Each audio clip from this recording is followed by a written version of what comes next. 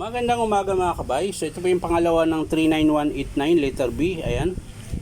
Heat gun pa rin mga kabay. Still 670. Ganun pa rin ito mga kabay. Ayan. Nakasaksak po yan.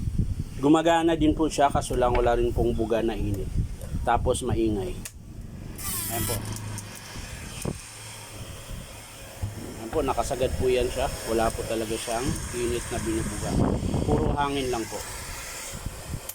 So tara mga kabay. Samahan nyo po ako. So yan mga kabay, naluwagan ko na po yung screw. So bubuksan na po natin.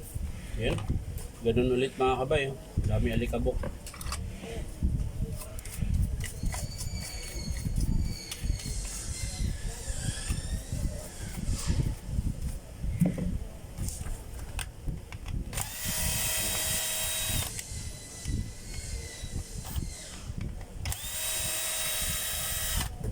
Sana element lang din mga kabay para hindi na ako mahirapan. Ayun, element to mga kabay. Kasi nakalas po. Tumalsik pa yun. Yung pinaka-cover niya po sa wire na nakalas. So ibig sabihin putol po yan mga kabay. Pero bubuksan pa rin natin para makita natin.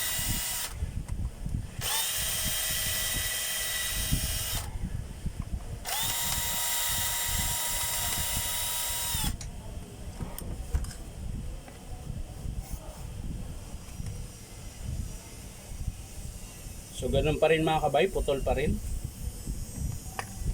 Silipin lang natin yung motor mga kabay, kung mahaba pa po yung carbon brush. Motor. Ayun, mahaba pa mga kabay. Ayan. So yung PVC nya, okay naman mga kabay, wala pong sira. Switch. Pwede pa po. Ayan. So papakita ko lang sa inyo ng malapitan mga kabay. So katulad po kanina mga kabay, ganun din po ang sira nito. Ayan, putol din po yung wire niya na isa. Ayan mga kabay. Ayan. Yung tumalsik po mga kabay, dyan po yun galing. Nakasuksok po yan dyan. Ayan. So ang papalitan lang natin dito mga kabay, element pa rin. Katulad pa rin nung dati. Ayan. So hindi ko na po papakita sa inyo mga kabay kung paano buuin. Kita ko na lang sa inyo mga kabay kapag in-approve ng customer. So maraming salamat mga kabay. At syempre, subscribe nyo po ito aking YouTube account na Inom Tabay. So maraming salamat. Bye bye.